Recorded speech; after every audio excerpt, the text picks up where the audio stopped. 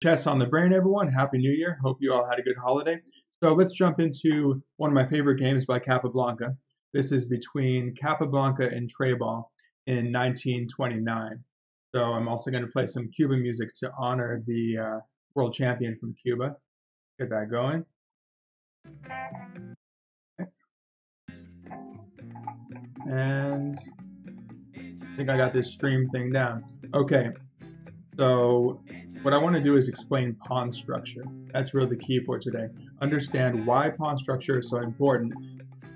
Learning that through one of the greatest players of all time, Capablanca, Jose Raul Capablanca, who was just this incredible player, able to really, have a clear plan and execute that plan. This is also an interesting example of kind of swinging between two sides of the board. He has one plan where he wants to break through with his pawns on the queen side, but you're going to see how he's going to swing a little bit to keep his opponent off balance. Ultimately, though, he's going to stick with the original plan while gaining more space on both sides of the board. So let's really delve into that. Okay, so the first move is d4 by Capablanca. He's playing white. Treybal is playing black. d5, c4, classic queen's gambit, d6. So we call this the Slav defense. Knight to f3, and he's allowing that pawn to capture on c4. That would just be it's more of a temporary sacrifice, because after taking on c4, you could play e3. It's going to be pretty hard, if not impossible, to hold on to that pawn on c4. I think after b5, you start chipping away with a4 and knight c3 and so forth, putting pressure on those pawns. And sometimes you even play b3, and you're going to have that pressure on the diagonal. So you could look into the Slav opening if you're interested in that. But this is decline. So e6. They shouldn't take on d4 in that line. It's not that good. Maybe later on. Or if you play immediately with the queen's gambit accepted. Now bishop to g5. This is interesting. So because Treybal plays e6 right away and not knight f6, that gives him the chance to attack the queen immediately. Now you're not just going there because you want to attack the queen. Obviously, if it doesn't achieve anything for him, he's not going to do it because the queen could always go queen b6 or something.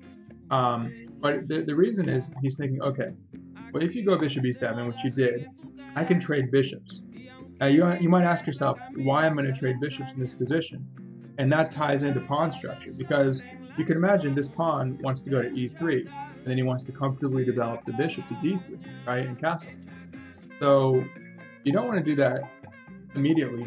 You could, but you'd be blocking your bishop. Yeah, you might get it out later, but why block it if you don't need to, right? And the thing is, though, by trading off the bishops, you can see that once he plays on the next move, he's going to play e3. Once he plays e3, now he's got his pawn chain on the dark squares, whereas black's pawns are on the light squares. Now, how does that affect him? Why is that important? Well, notice which bishops are left, right? If we have left, right. Yeah. Well, we have two bishops left, and so that means that this bishop is going to have a lot of pressure on the light squares, whereas this bishop is just going to be stuck behind its own pawns. It becomes just basically a prisoner within its own position. So you want to have it in a situation where your pawns are not blocking your bishop. And that's what Capablanca was able to set up. And notice also when he goes knight to d2, he says, hey, maybe I'm not going to play just e3. Maybe I could be a little more ambitious and go all out with e4. And then if you take, I could take back with a knight and have this great centralization. So for instance, let's say Treybal didn't do anything. Let's say he just fixed his bishop here. Well, then you could break in the middle. And after a trade, well, then you're going to have to reckon with queen b4 check. But I think he might even play this endgame. He might be just fine doing this endgame here.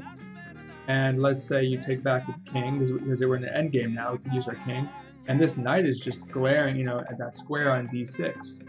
And even if you move your king up, well, if you want to, you can go c5 and anchor in that d6 square for the pawn. So you can see that this knight b2 idea actually has a pretty aggressive idea behind it. But of course, Treybal says, well, I don't want you to do that. But the whole game you're going to see is very defensive. So he goes f5. And then Capablanca goes e3. So he says, fine, I have to settle for that. But again, Capablanca is just comfortable. Now, you don't need a huge advantage. You're just you just want to get a lot of times out of d4 positions in particular, you just say, I want a slight advantage. I want a more comfortable position, and I want to sort of grind you down over time, rather than going for a quick kill, which players often do. You don't have to do it, but often with e4, they're going for the quick kill. But Capablanca is patient, and patience will pay off. Sure, if you get a quick kill, go for it, but you don't need to. Knight goes to d7, and then the bishop centralized. And again, look at that superiority between the bishops because of what? The pawn structure. And we're going to get into space pretty soon, but you can already see that white has a little more space on the queen side, black has a little more space on the king side. See, this is equilibrium here, right? But this one is advanced 3 squares. This one's only advanced 2 squares. And whereas this one is advanced 3 squares, and this one's stuck here on its initial square. So black has a little more over here, and white's a little more over here, but you can see how white's going to handle this and gain more space. Knight goes to h6, and they both just castle their kings, reasonable. Following the opening principles, control the center, develop your pieces actively, your knights and your bishops first, castle your king. Okay, queen goes to c2. Now you can see that we're putting some pressure on the diagonal. And again, I think Treybal was kind of intimidated by Capablanca and just sort of overreacted and played a little bit too passively, too defensively. You can try if you can just hold on and play for a draw, but that's not the spirit of chess. And Capablanca just ends up crushing the system. And again, that's even making the bishop worse, making it even worse than it was. Now this is kind of one of those so-called mysterious rook moves, rook ab1. What's he trying to do? Think about why he did that move. Well, he's going to thrust this pawn forward. And you can imagine that after the pawn goes here, he doesn't have to do it. But once he gets that pawn there, if he decides to, then this will become a nice break. Push these pawns to get a break in with b5. And now you can imagine that there's going to be a lot of space gained on the queen side. So the knight goes to f6, which opens up this square for this knight to come in. But the f6 knight is aiming at the e4 square now, which makes sense given that the pawns are all trying to control that square. So if nothing else, Treybal is going for light square control, but he's ceding the dark squares. Now notice that if white wants to, he can always move the knight and play f3. But black is not able to do the same thing because he's moved both pawns on the sides. So it's interesting, even though he gains space, just the dark side of space is that sometimes you end up weakening certain squares. That's kind of the drawback of it. So after knight goes into e5, knight goes to f7 and challenges the knight. So Capablanca makes a decision. Well, he also weakens his square. He weakens the e4 square. He kind of takes a gamble. It's like, all right, I'm going to have equilibrium on this side of the board in terms of space. And keep in mind, when you push that pawn, you've gained more mobility. Look at the rook now. He can go to f3, right? He can go to f3 and swing over. So you just have possibilities that are available that weren't before. You can bring your knight to f3 and then go to g5 and be supported by that pawn, for instance, and you're anchoring in that knight on e5 even further. But you are weakening e4, so that's going to come up. So remember, there's that tension between gaining space and also ceding weaknesses. So let's say you have a ton of space with your pawns, but you have a bunch of weak squares. Well, that's sort of, in a sense, that's space too. Space is really about how can you access squares to utilize for your pieces, because that's what it's all about, is you want to invade your opponent's position and activate your army, right? Activate your team. So after bishop goes to d7, I may as well get that thing out. Now the knight reinforces the e5 knight. So if it gets taken, well, he has an option, but he can take with the pawn, but he would probably want to take back with the knight and have a beautiful perch for that knight, where it's can't be challenged so easily. Meanwhile, we'll look at this in a second. What would happen if this knight came in? Get to that. So after the rook goes to d8, okay, he says, all right, I'm not gonna hide my intention. I want to play b4. He does that. Keep in mind, you're also restricting. Very important. When you gain space, you're restricting your opponent. So c5 is not a possibility, any time in the near future, because you would just drop the pawn with the 2 pawns guarding that square. So it's going to be very hard to get any kind of break in for black. And again, we can still go c5 anytime we want. But if black wants to take on c4, Capablanca says, okay, Treybal, go ahead and take, but you're going to be ceding your center pawn for a side pawn. So let's say you took it right away. Look at that. And then now your bishop's aiming in, and it's looking pretty comfortable for Capablanca. You can even maneuver the knight here, bring that one here, bring that one here. Have these really good outposts or advanced support points for the knights. Okay, so yeah, again, I want to focus on space, but we'll explain all the ideas as they come up. Because it's very important to understand positional chess maneuvering in order to get better pawn structure, to get better pieces. Because as Fisher said, tactics flow from a superior position, so that's what we're aiming for: superior position over time, which is going to lead to that tactical breakthrough. Short term, the immediate, blow by blow, get that win. Okay, so this is interesting. By shifting the forces over to the queen side. Why is he doing that? Because that's the arena he wants to play in. Look at all the space he has with his pawns. And he's kind of keeping the options open. He might still take. He might push. It depends on the situation. But he's keeping it flexible. So Treybal goes a6. Now he's making it a little more difficult to achieve the b5 break. Because if you ever want to achieve b5, keep in mind my terrible bishop on e8, again, which is totally locked in by its own pawns. It's basically called a tall pawn or worse. If you ever play this move, once this pawn takes, we can just trade pawns and then trade bishops, and so end up trading these pawns for these pawns, and you're trading bishop for bishop, and that's clearly not something Capablanca wants to do, given that prized bishop he has, and he doesn't want to trade both knights either, which we're going to see. If he wants to, he can take one, but he says, all right, I want to keep one really good knight and my good bishop, unless I can create a better scenario with the bishop versus knight. Okay, so now this is interesting. The queen shifts. He says, hey, I've got some forces over here, and I made you a little scared. I made you react. Also, keep in mind, it does weaken some things. There's some weaknesses on the dark squares. Light squares are actually strong. They block the bishop, but they're strong. The dark squares are weak. Capablanca gains space. He can actually use those to invade on the weaknesses on the dark squares. Now, after knight takes e5, again, what would he take back with, the knight or the pawn?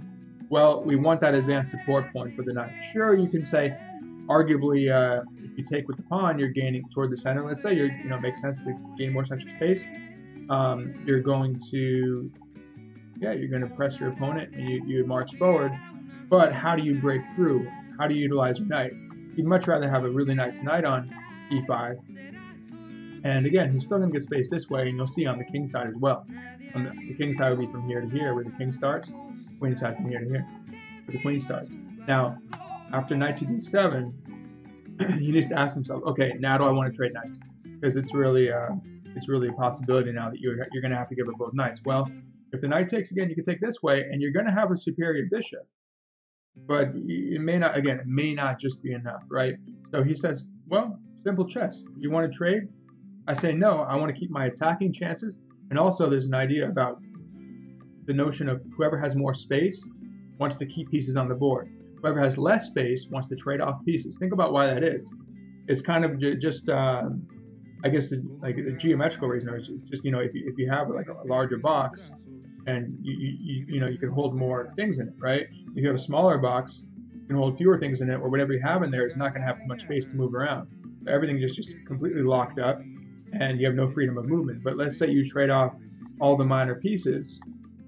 Well, then Treybal should be fine. I mean, again, he's a little passive, but he could kind of just maneuver his rooks around and his queen around and kind of wait for the breakthrough, or try to strike himself if he can make his own break, which might be difficult here, but at least he has better chances. And if rooks get traded, then you just have a queen left, you just shuffle around, you might get a draw.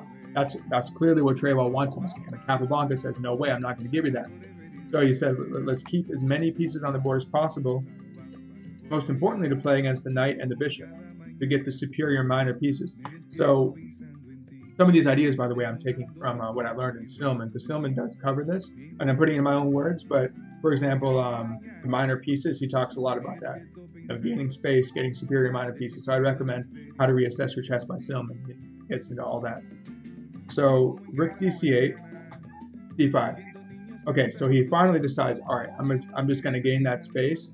And you can see that pawn on c5 versus the pawn on c6, that's advanced 1, 2, 3, 4 squares from the starting, or 1, 2, 3, 4, 5, I guess, from the starting position. And this would be 2 squares up from the starting position. And notice that behind it, you have 4 squares. Well, not really this square, but theoretically, you can move 4 squares behind it, whereas black can only move 2 squares behind it. So you can just go up and down, that's it.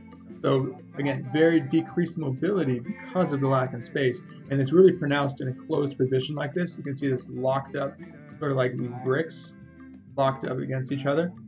And when the center's closed like that, the wing play is going to be very important, and space is going to become more important. Now, if you have an open position, you have like one pawn in the middle pushing down, that will give you more space too. But again, there's so many weaknesses. Generally, open position, there's not going to be as many pawns, especially central pawns. Maybe one, like I said, but they're generally going to be cleared out, meaning there's going to be a lot of weaknesses, a lot of avenues for attack. So sure, you get one pawn going down, you get space there, but your opponent can find space elsewhere. But in that closed up position, the advancement of the pawns really determines the space, and that determines your ability to maneuver. So that's a really important concept. Keep that in mind in this game. And let's just check real quick and make sure that everything's good.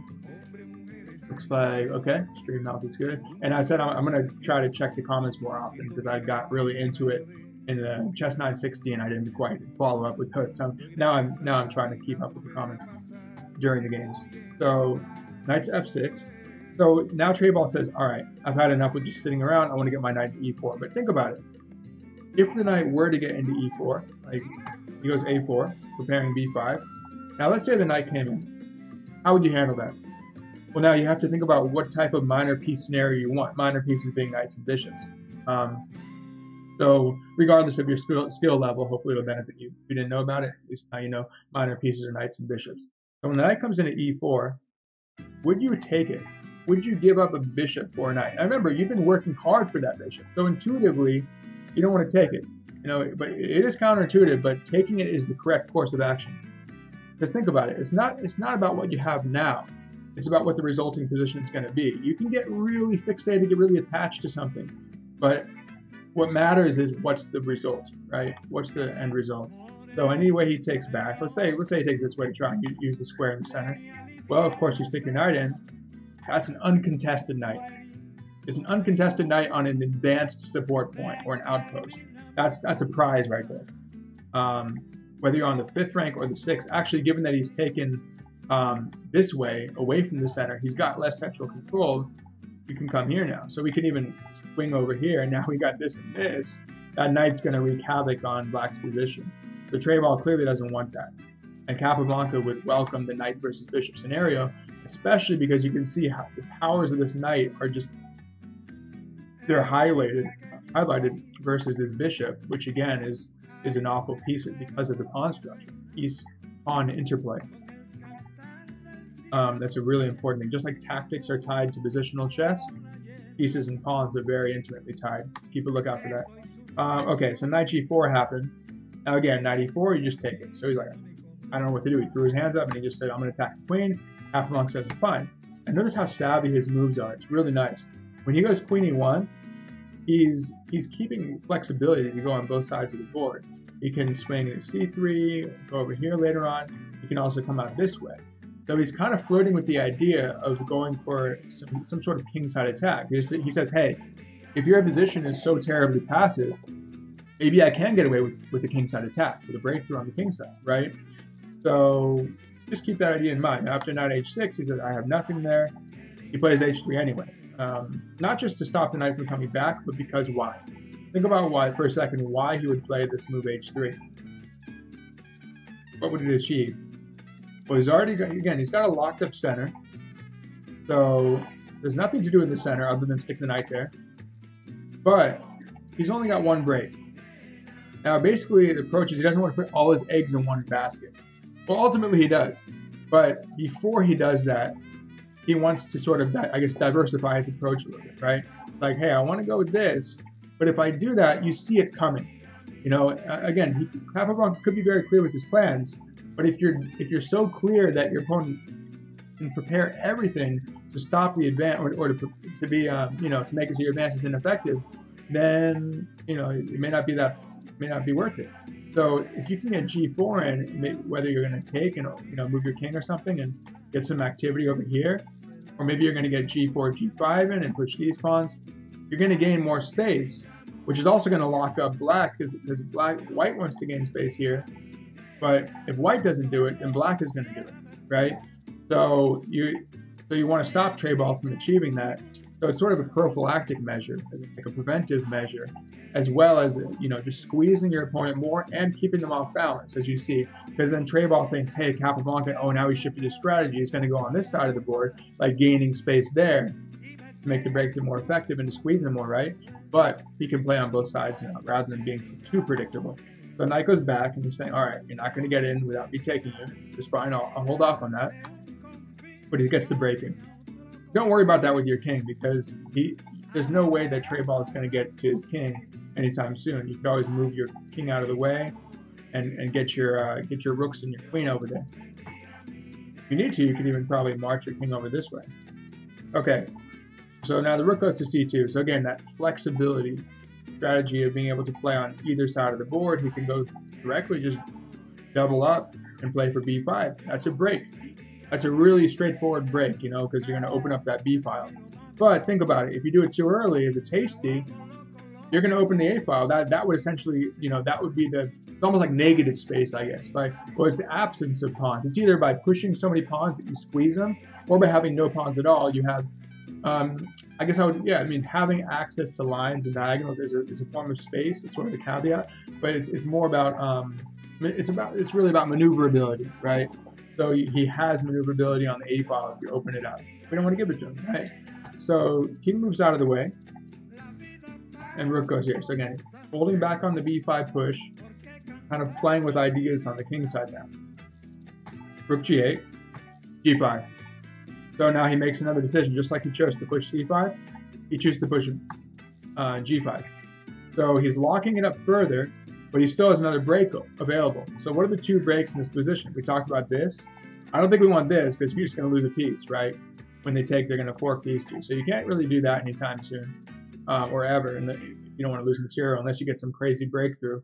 But this h4, h5, and you can shift behind it, get a break on the h file. So now we're really starting to see this strategy coming to fruition, and also Treybal is really squeezed in there. And look at how much freedom of movement Capablanca enjoys. You could just count up the squares if you wanted to, and you could see there must be like probably 3 times more squares available to Capablanca. 2 to 3, or more than 2, I think probably up to 3, if you counted every single square available. So after queen to d8, he goes h4. So it's consistent with the strategy. I mean, again, he really has nothing to hide here. I'm going to push on both sides now. But again, you don't know exactly when I'm going to get that break in. I'm waiting for the optimal moment to do it. King g7, so he says, let me get out of there. h5. He's not giving up a pawn. Okay, he moves the rook over. If the pawn were taken, you can easily get it back. There's no way to hold that pawn. You want to go king here? No, you're not going to hold that pawn. You're going to get it back, right? And the thing is, though, also, in principle, if you took, that would actually split up the pawns, right? Black's pawns, once you get this back, black's pawns will be in 2 islands here. These are all 1 island, right? And this is the second island, whereas white would have 1 connected island, right? Where the pawns are connected to each other. So that's more seamless, right? With connectivity that allows them to defend each other. If they're split, it becomes more like this will become a target. Well, this is your first target. And then once you win that one, that's your second target. You can triple up on it if you wanted to. The rooks and your queen on it. So he doesn't take. You know, he did rook h8.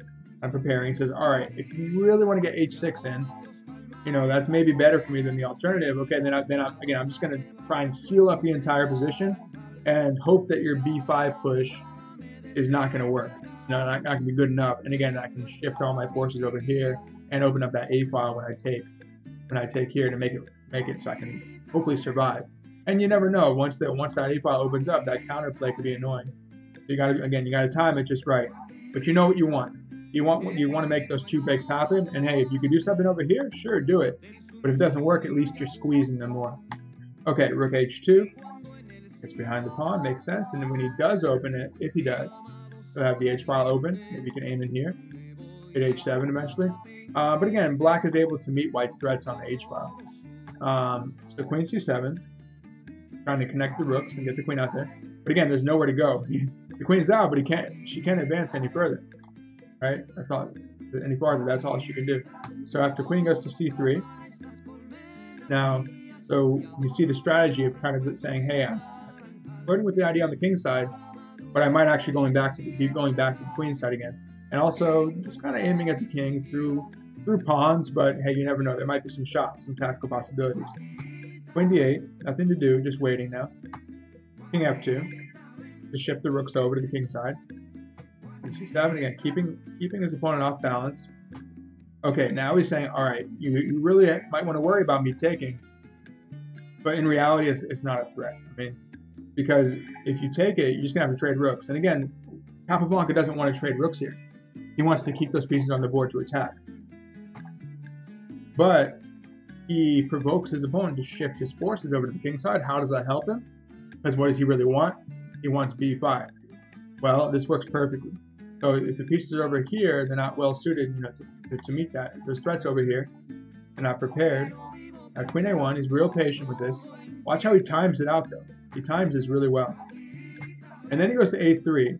So he was thinking, okay, if you're just, I see you're doing the shuffling game, right? If you're just going to shuffle, let me time it. Let me gain a tempo in a way. So when I go queen a3 and you go back, now I'm ready for the break. Why does it work? There's actually a tactical justification to achieve this, this positional goal that he wanted all along. And then by achieving the positional goal, he's going to have more tactics. So again, they're seamless. Everything is connected.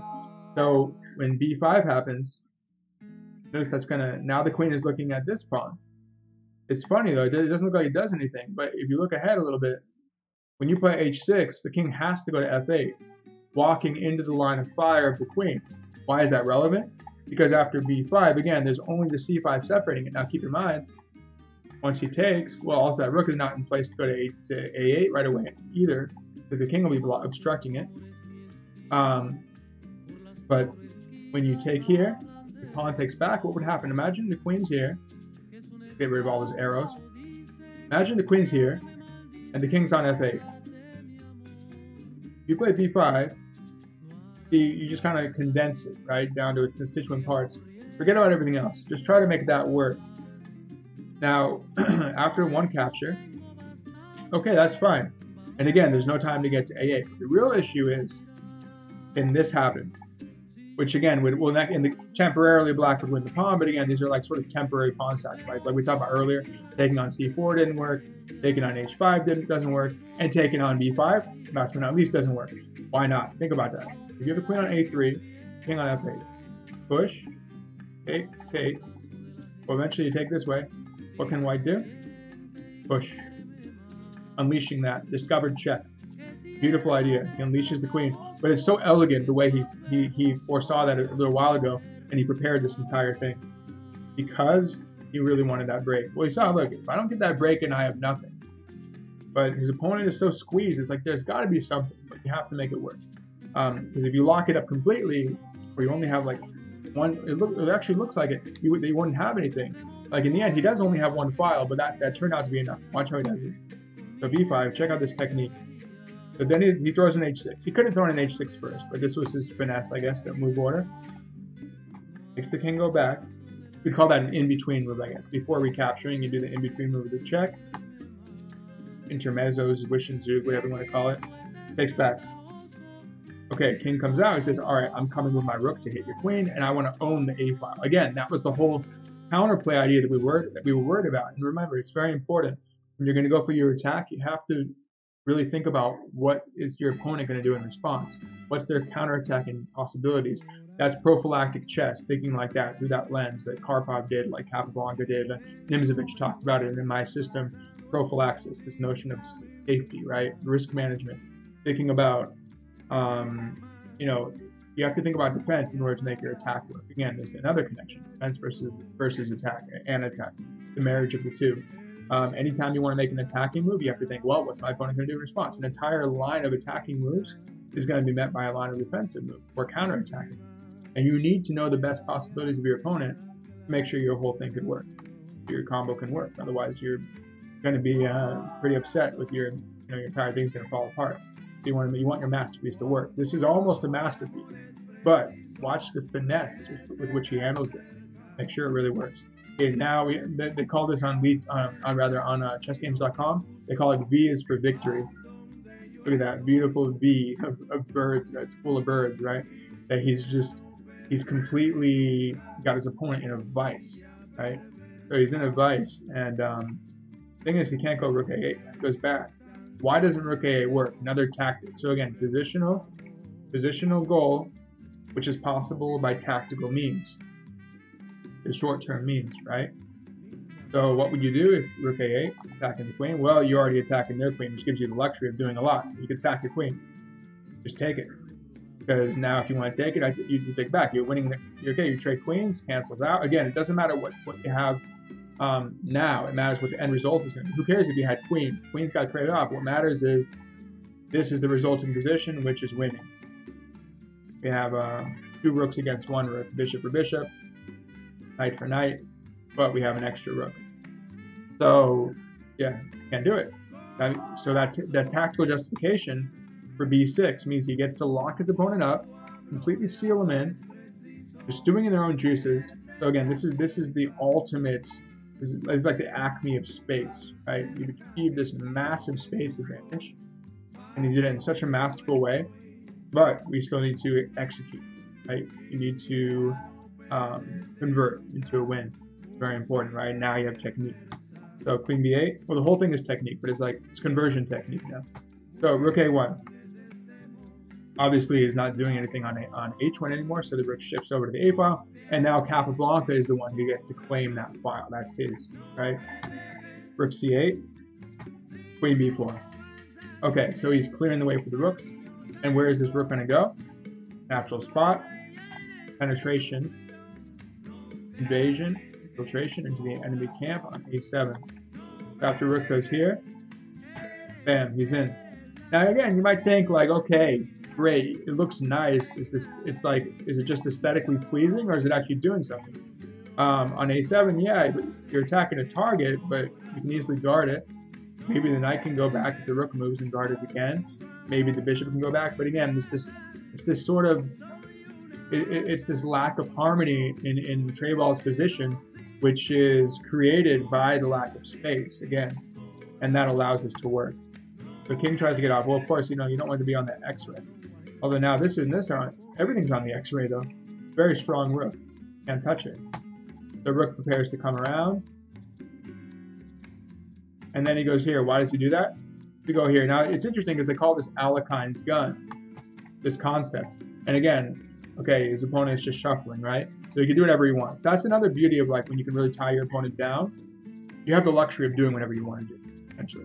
So rather than when you say, oh, I want to play really tactically and dynamically, okay, that's cool. Maybe you get a quick win, but if it doesn't, they get lots of counterplay. But if you can play like, let's say, a really nice endgame where you just outplay your opponent, and you just lock them into some bad scenario, then they're going to be tortured for like 30 or 50 moves or more. In this situation, is a great example of that. You just lock it in, and they can't do anything. So it's a fun thing about chess. So after the king goes to g8, and then they started shuffling around a little bit. Oh, I was going to say though that they call this Alechine's gun, but I think Capablanca did this before Alecchine famously did it in this game. I think where he broke in, I think it was the C file. I'm pretty sure Capablanca did it first. Alekhine, you don't know. It doesn't always get attributed to the right person. So just like Nimzovich, certain ideas of Nimzovich, he wrote about him, but like was it prophylaxis? I'm not sure if that was even his idea originally. Okay, so after bishop d7, or no, the Nimzo Indian, right? It was the Nimzo Indian.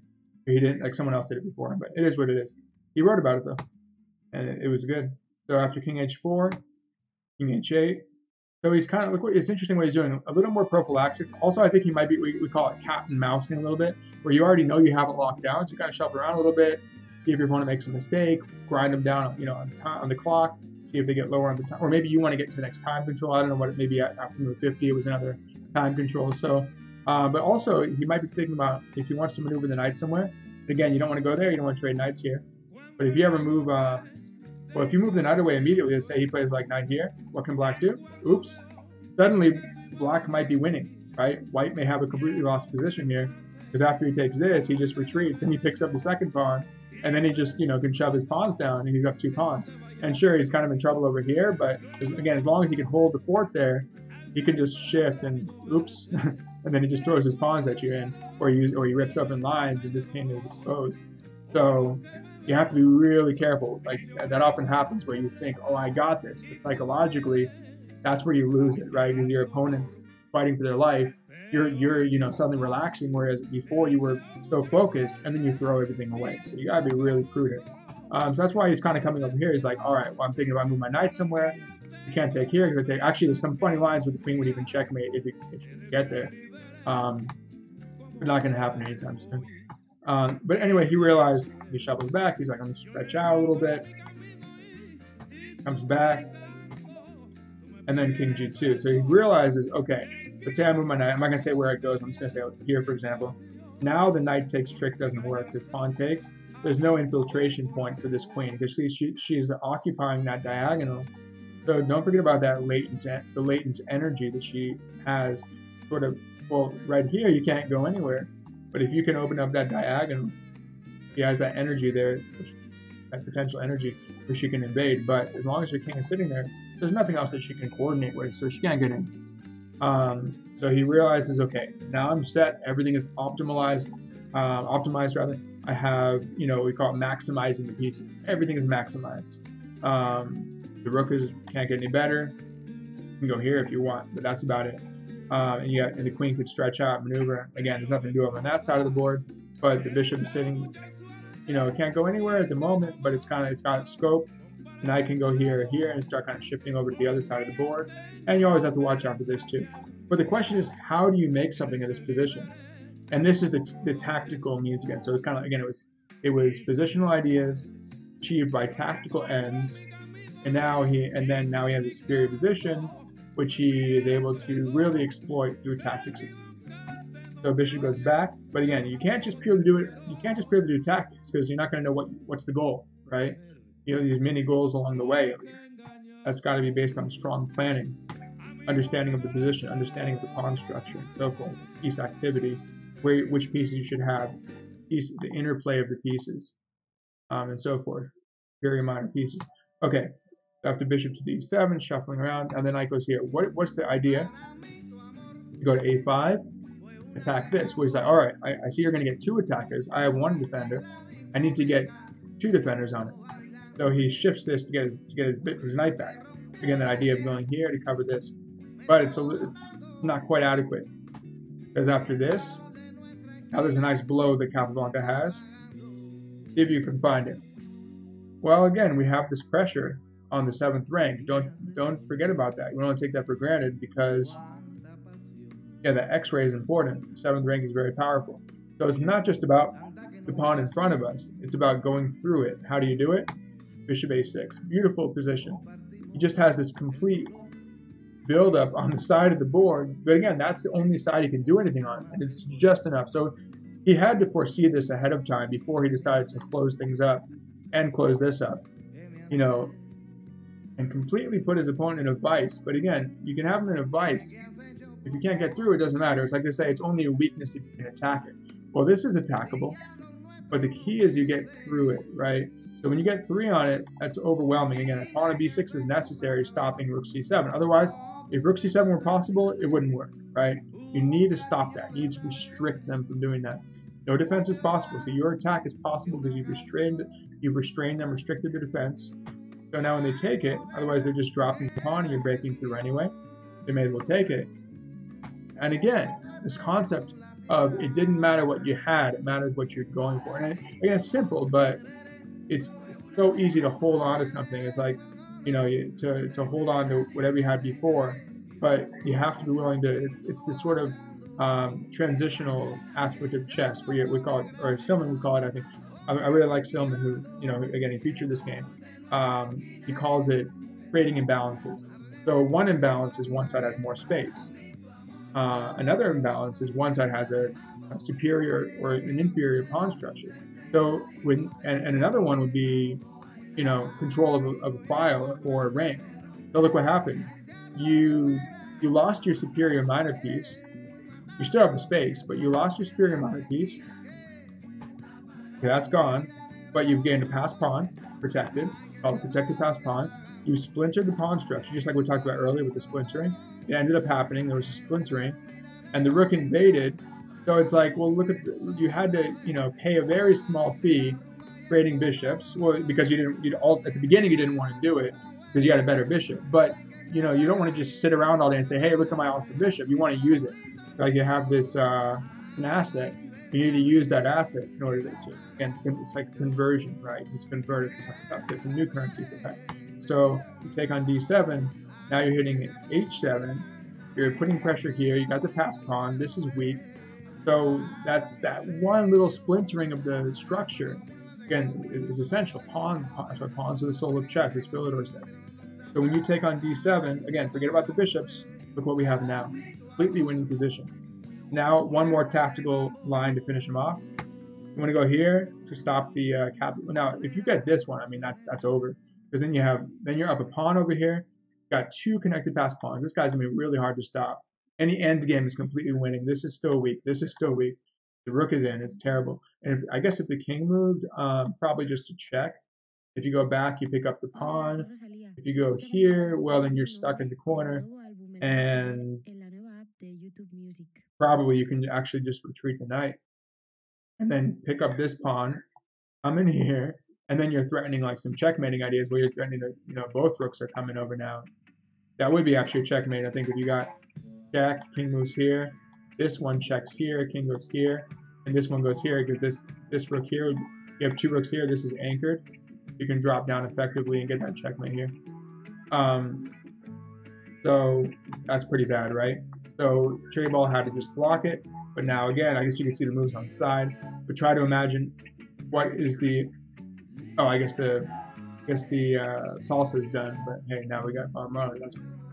So you can see that the tactics on the side, but trying to look there.